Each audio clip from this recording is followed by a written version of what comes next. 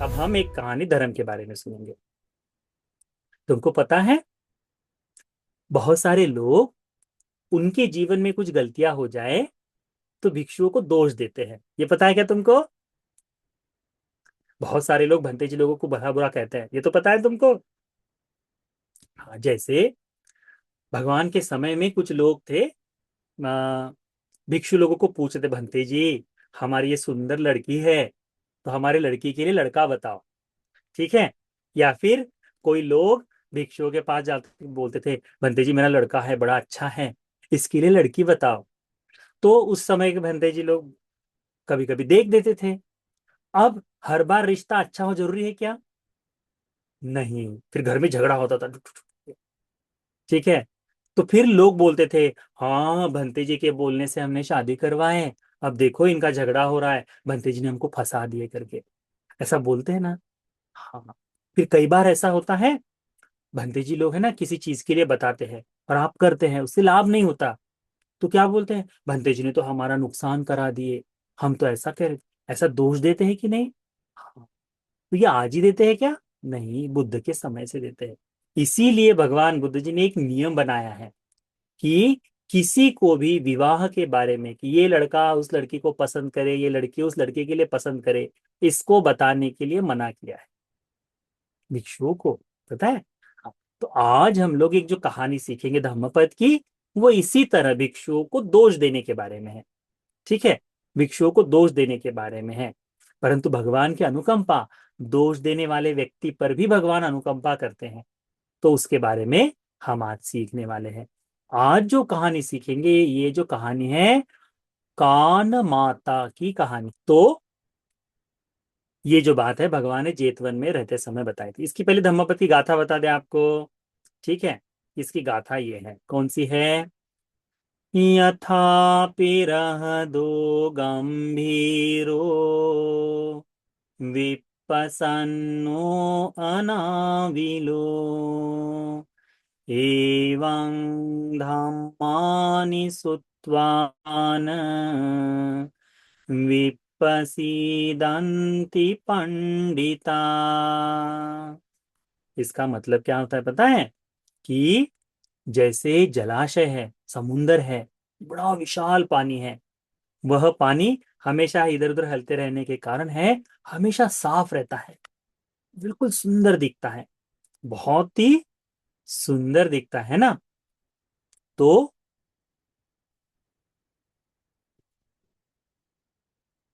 हम्म, तो बहुत ही साफ स्वच्छ होता है। वैसे ही जो बुद्धिमान लोग होते हैं, बुद्धिमान लोग यानी वाइज पीपल।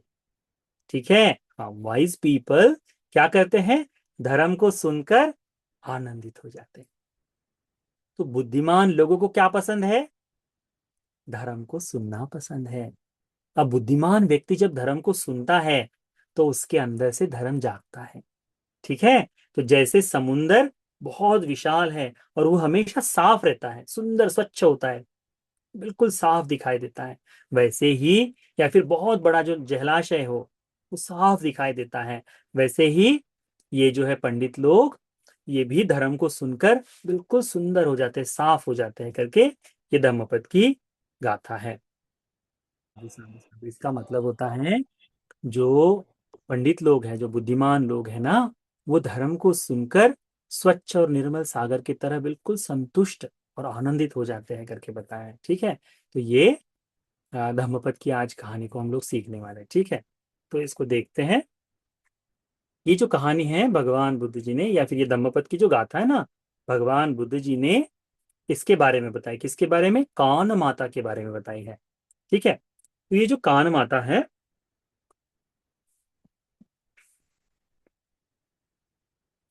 ये कान माता की जो कहानी है ना, ये बड़ी सुंदर है, थोड़ी सी अजीब है।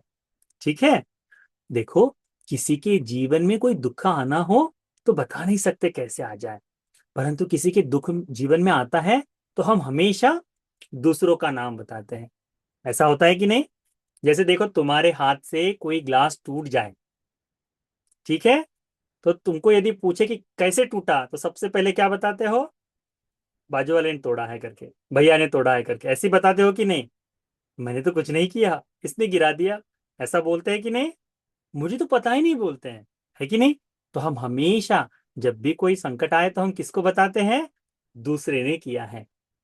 तो हमको कर्म के बारे में समझना चाहिए, दूसरों का हमेशा नाम लेना ठीक नहीं है। तो ऐसा ही है कान माता के बारे में। समय की बात है, कान माता जो है निरंतरता से दान देती है। ठीक है, तो निरंतरता से दान देती है। जब जब वो मालपुए बनाती है या फिर जब जब वो कोई मधुर खाना बनाती है, तो वो दान देती है, भिक्षुओं को दान देते रहती है, हमेशा दान देते रहती है।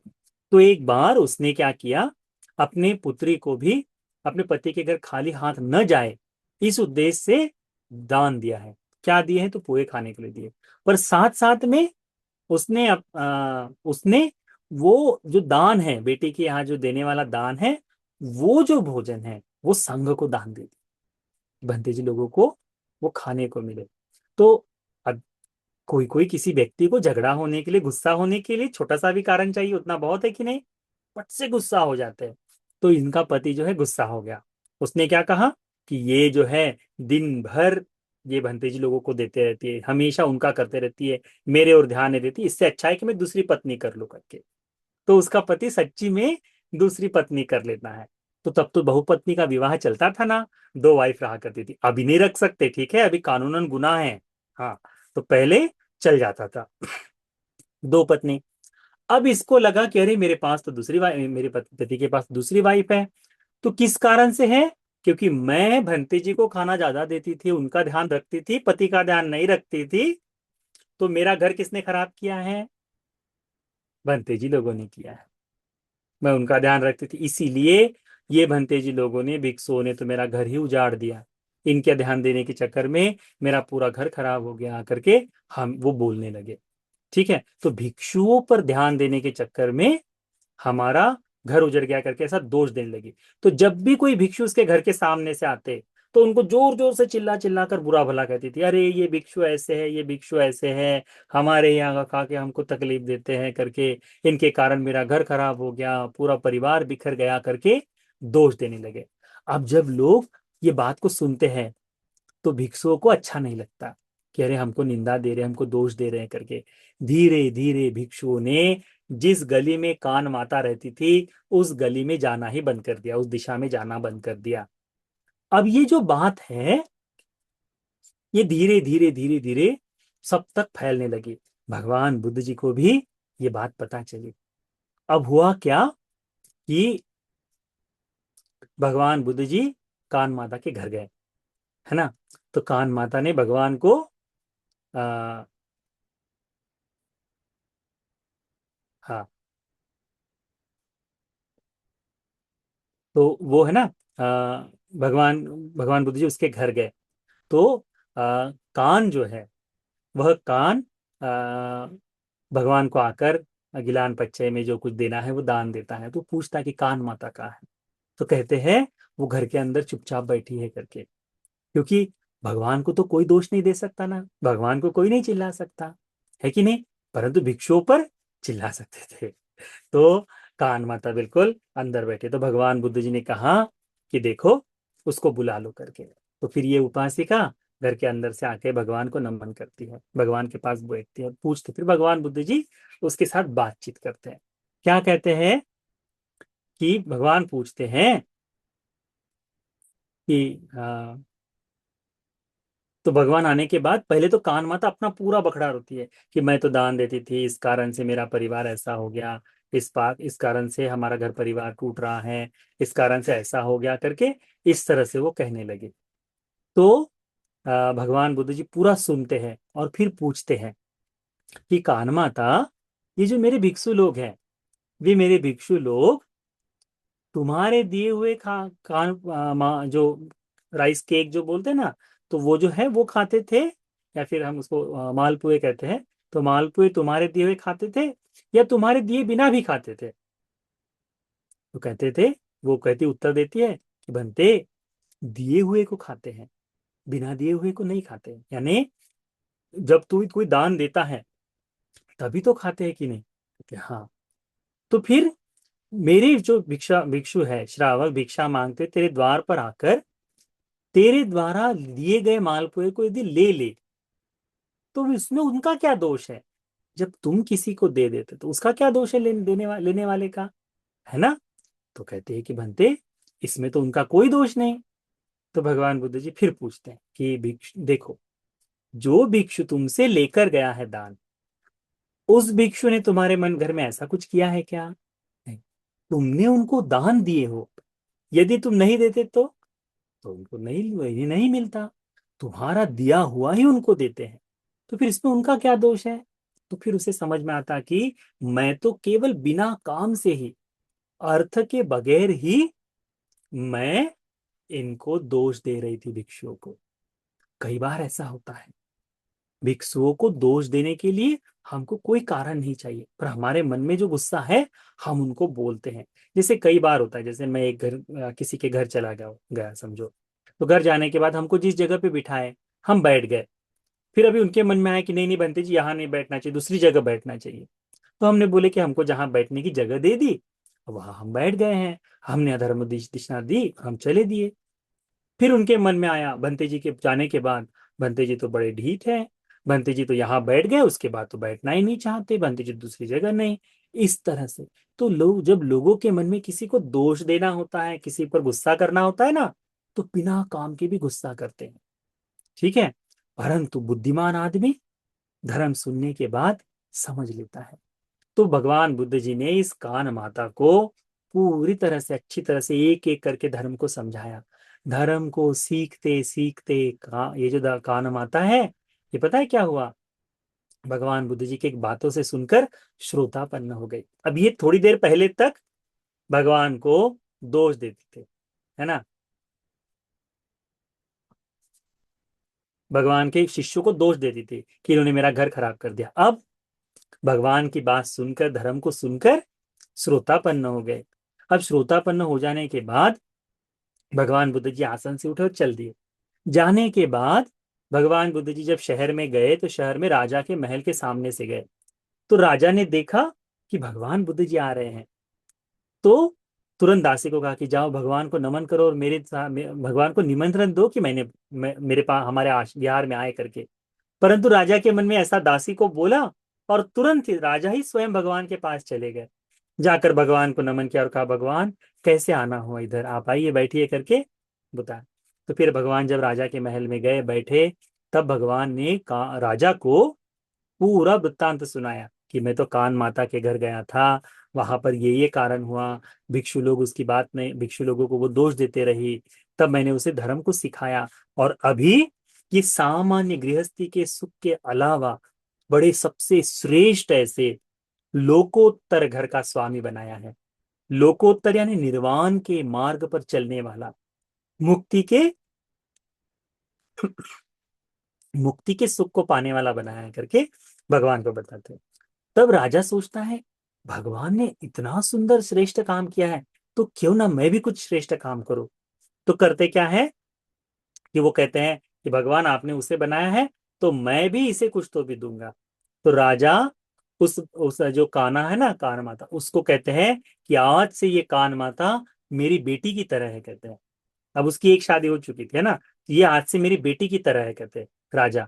और कहते हैं जो भी मेरी बेटी का विवाह करना चाहे तो वो बने। तो कोई बहुत बड़े व्यापारी ने देखा कि हाँ, ये जो है बड़ी अच्छी बात है कि राजा की पुत्री है, मानस पुत्री है, तो बढ़िया सुंदर तरह से उसने किसी बड़े धनवान व्यक्ति के साथ दूसरा विवाह करा दिया। अब देखो, भगवान से धर्म सुनकर श्रोतापन्न हो गई और कहीं चले गए। अब ये जो है, उस जिस घर में वो दान के लिए गई है, जिस घर में गई है, वहां पे बताया गया कि यहाँ पर धन की कोई कमी नहीं, तुम्हें जितना चाहे दान करना है वैसा दान करो। तो उसने क्या किया, नगर के चारों दरवाजे पर 4 दानशाला बनवाई, जहां पर निरंतरता से दान दिया जा सके, भोजनालय जो कहते हैं ना, सेवा जहां हो सके, जहां हमेशा खाने को मिले, वैसा कुछ काम करवाया। हम देखते हैं ना अनेकों जगह भी, आज भी शहर में जहाँ पानी के प्याऊ बनते हैं, हमने अनेकों जगह देखी है जहाँ लोगों के लिए, गरीबों के लिए खाना बंटता है। अब जैसे लंगर लगते रहते हैं, हमेशा लगता है जंग लंगर, है ना, विशेष करके गुरुद्वारा में लगता है कि नहीं लंगर। ऐसे ही पहले के समय में अलग अलग जगह लोग अपनी क्षमता से, कि मेरे पास धन है तो मैं डेली इस समय भोजन दान दूंगा करके वो लंगर चलाते थे। तो कान माता करने लगे। अब ये जो लंगर जो है चल रहा है, अब भिक्षुओं को क्या पता है कि कान माता तो गुस्से में थी, है ना, कैसे करे। तो धीरे धीरे धीरे धीरे कोई भी भिक्षु भिक्षु ने उनके यहाँ भोजन दान के लिए नहीं जाता था, क्योंकि पता है कि पहले तो गुस्सा हो जाती है करके। परंतु जैसे जैसे भगवान बुद्ध जी का द्वारा धर्म का उपदेश भिक्षुओं को दिया गया, ठीक है, वैसे वैसे भिक्षु लोग कान माता के यहाँ जाने लगे। तो ये शुरुआत कहाँ से हुई थी? 4 बूढ़े भिक्षुओं से। तो भगवान बुद्ध जी बताते हैं कि पिछले समय में भी ऐसा ही हुआ था, अतीत में भी इसने ऐसा ही किया था, गुस्सा हो गई थी, परंतु फिर बाद में भगवान के समझाए जाने पर धीरे धीरे धर्म के मार्ग पर आ गए करके। तो तब से भिक्षु लोग कान माता के घर में भोजन आदि के लिए जाने लगे। फिर भगवान बुद्ध जी ये धम्मपद गाथा सुनाते कि यथापि रह दो गंभीरो विपसन्नो अनाविलो। ये जो गंभीर ऐसा जलाशय है कि बिल्कुल सुंदर शांत शिशिल होता है, यानी बिल्कुल स्वच्छ पानी की तरह होता है, प्रसन्न लगता है। एवं धम्मानि सुत्वानि विप्पसीदन्ति पंडिता।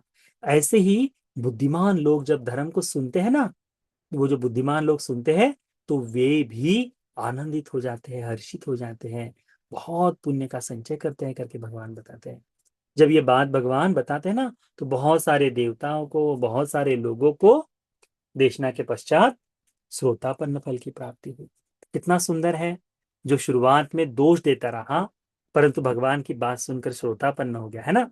तो अपने मन में हमेशा ध्यान में रखना चाहिए, चाहे हम किसी को बुरा भला कहे, चाहे भिक्षुओं को दोष भी दे, तब भी बड़ी अनुकंपा होती है भंते जी लोगों की हम लोगों पर, बड़ी करुणा होती है, जिस कारण से हम शायद धर्म को बोध कर पाए। तो जब भी कोई भिक्षु, जब भी कोई उपासक, जब भी कोई भिक्षुनी आपको दान करने के बारे में बोले, आपको सुंदर तरह से पुण्य करने के बारे में बोले, तो कभी बुरा नहीं मानना चाहिए। पुण्य करने के लिए हमेशा तैयार रहना चाहिए, क्योंकि वे लोग जो है ना हमारा कल्याण ही चाहते हैं, हमारा भला ही चाहते हैं, है ना। इसीलिए तुमको हमेशा पुण्य का संचय करना चाहिए, इस बात को याद में रखो, ठीक है। और धर्म श्रवण का आनंद तुम लोगों को लेते आना चाहिए। तो निरंतरता से समय समय पर भिक्षुओं की बात सुनना चाहिए, धर्म को सुनना चाहिए। धर्म को सुनने से तुम्हारा बहुत लाभ होगा, बहुत कल्याण होगा। धर्म भगवान की वाणी है, बुद्ध की वाणी है। इसीलिए बुद्ध की वाणी सुनकर राजाओं का, महाराजाओं का, सेनापति लोगों का, बहुत सारे धनवान लोगों का, ब्राह्मणों का, क्षत्रियों का, है ना, बहुजनों का कल्याण हुआ है। तो ये बुद्ध की वाणी जब हमको सुनने को मिलेगी, हमारा भी कल्याण होगा। तो आप बच्चों को ऐसा व्यक्ति बनना है कि जो हमेशा इच्छा करे कि मैंने धर्म को नहीं सुना, मुझे सुनने की इच्छा है। जैसे तुमको समय समय पर पिज्जा खाने की इच्छा होती है ना, कि जैसे बहुत दिन हो गए पिज्जा नहीं खाए, खाना चाहिए, है ना। समय समय पर तुमको मोमोज खाने की इच्छा होती है, पता है ना। हाँ, बीच बीच में पूछते हैं मोमोज नहीं खाए। किसी किसी को मीठा खाने की इच्छा होती है, मम्मी गुलाब जामुन बनाओ। समय समय पर। डेली खाते हो क्या? नहीं खाते, कभी कभी ना। चाउमीन खाने की इच्छा होती है, गोलगप्पे खाने की इच्छा होती है, नम नम नम नम। गोलगप्पे पता है आपको? पानी पूरी, हाँ, ऐसे होती है कि नहीं? परंतु डेली खाने की इच्छा होती है क्या? नहीं, समय समय पर। वैसे ही जैसे वो सब खाने की इच्छा होती है, वैसी ही इच्छा तुमको धर्म सुनने की आनी चाहिए। जैसे वो खाना खाकर बिल्कुल आनंद महसूस करते हैं ना, वैसा ही आनंद तुमको धर्म को सुनकर आना चाहिए। वो तुम लोग क्या कहलाओगे? बुद्धिमान कहलाओगे, क्योंकि इसमें क्या कहा है? बुद्धिमान या फिर पंडित व्यक्ति धर्म को सुनकर आनंदित होता है। तो बताओ, तुम में से पंडित कौन कौन है, बुद्धिमान कौन है? अभी तो कोई नहीं है ना, पर बनना चाहते हैं कि नहीं? पंडित और बुद्धिमान बनना चाहते हो तो धर्म को सुनकर आनंदित होना सीखो, ठीक है। इसको करो तो इतना तुम्हारे लिए काफी है। तो आज ये जो कान माता की जो कहानी है, ये कान माता की कहानी, ये धम्मपद की बहुत सुंदर गाथा। जैसे पवित्र जैसे जलाशय पवित्र होता है, सुंदर होता है, आनंदित होता है, मन को शांत कर देता है, वैसे ही धर्म का श्रवण पंडित लोगों को बिल्कुल सुंदर बनाता है, शांत कर देता है। तो ये आज की जो कथा है, धर्मपद की गाथा है, ये सारा धर्मपद की गाथा बोलकर, सुनकर, धर्म की देशना सुनकर जो भी पुण्य हुआ, सारा पुण्य तुम सभी बच्चों को बुद्धिमान व्यक्ति बनने के लिए, भगवान बुद्ध जी का शिष्य बनने के लिए, धर्म को बोध करने के लिए उपकारी हो जाए। साधु साधु साधु।